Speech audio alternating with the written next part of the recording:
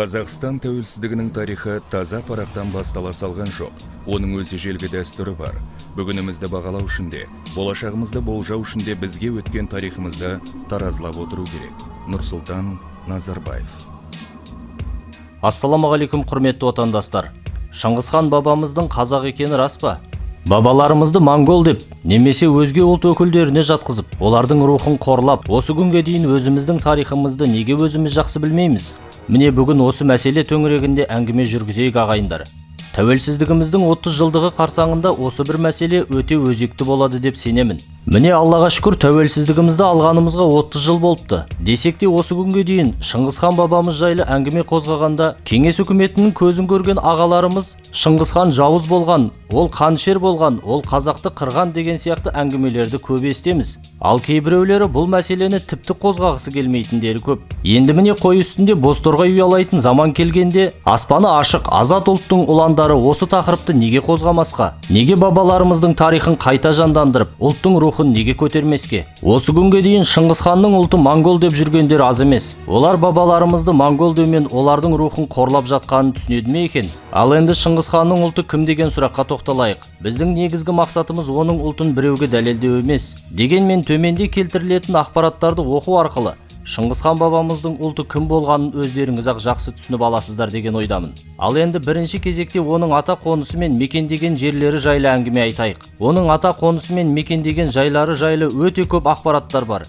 Біздің оның кейбіреулерін ғана келтіріп өтеміз. Парсы әлемінің ұлы қайраткері ғұлама ғалым Рашидаддин Фазлулла Хамаданидің 1316 жылы парсы тілінде жарық көрген Жамиғат Тауарих, яғни тарихтар жинағы атты кітабының қазақ тілінде тұңғыш рет аударылған түпнұсқасы аударма кітабының 189 бетінде Шыңғысханның тәжіктер елінен өзінің ата жұртына қайта оралып, өзінің негізгі қоныстау орны мен ордаларына жетіп келуі хикаясының баяны деген тақырыбы жайлы айтып берейік. Бұл кітап 1316 жылы жазылған және барлық әлемнің ғұламалары мойындаған еңбек болып табылады. Осы тарихи еңбектердегі деректерге сәйкес, бұл кітапта мынадай сөздер келтіріледі. Шыңғысхан тәжіктердің жерлерін жеңіп алудан қайтып келе жатып, 621 хижри жылына сәйкес келетін мешін жылы өзінің ордаларының шекараларына жеткен кезде, оның алдынан 11 жастағы Құбылай хан мен және 9 жастағы Құлағу хан шықты. Дәл сол кезде Құбылай хан қоянды,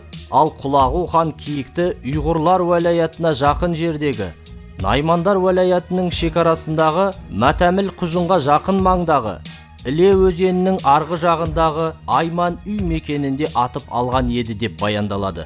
Бұл хикаядан байқайтынымыз Шыңғысханның ата қонысы Іле өзенінің баурайлары мен қазіргі Алматы облысының аумағында орналасқанын көруге болады. Ал енді Шыңғыс қағанның туып өскен өңірі мен жерленген орындары жайлы ақпарат берейік.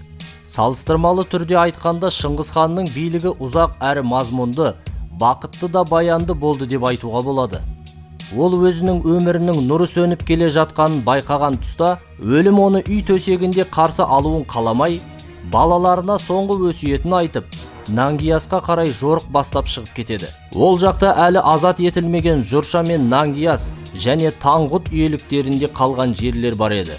Одан ол жақтағы жерлерді азат етіп, басталуы 621 хижри жылының Рамазан айына сәйкес келетін күздің орта айының 15-ші күні тақ пен мұрагерлікті, иеліктері мен ұлан байтақ жерлерді, үлкен алпауыт мемлекетті тапсырып дүние салды. Бұл жайлы Рашидаддин Фазлулла Хамаданидің 1316 жылы парсы тілінде жарық көрген Жамиғат Тауарих кітабында келтірілген. Кітапта баяндалуынша, Моғолстанда Бұрқан Қалдун деп аталатын үлкен тау бар. Ол таудың тігінен көптеген өзендер ағып түседі. Және ол өзендердің бойында сансыз көп ағаштар мен көп ормандар бар. Ол ормандарда тай жуыт рулары өмір сүреді.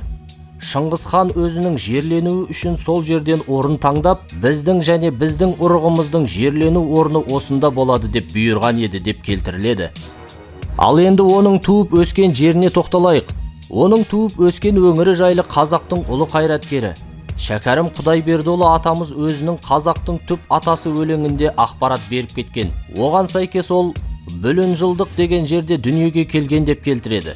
Ал Жамиғат Тауарих кітабында болса, Шыңғысханның туған жері оның жаздық және қысқы көшіп қонуының орындарына жақын жердегі Бөлек Бұлдақ мекенінде Унан өзенінің төменгі жағында дүниеге келген болатын. Ол жерден Бұрқан Қалдун тауына дейін 6 күндік жол еді деп келтіріледі. Сондай-ақ Шыңғысханнан кейін әкесінің орнын басып, қаған болған Үгетай қағанның да өмір тарихынан осы жоғарыда аталған өңірлерді кездестіруге болады. Сондықтан Үгетай қаған бұл жарық әлемді тәрк еткеннен кейін, оның сүйегін әкесі жерленген жерден алыс емес өңірге жерлеген болуы керек.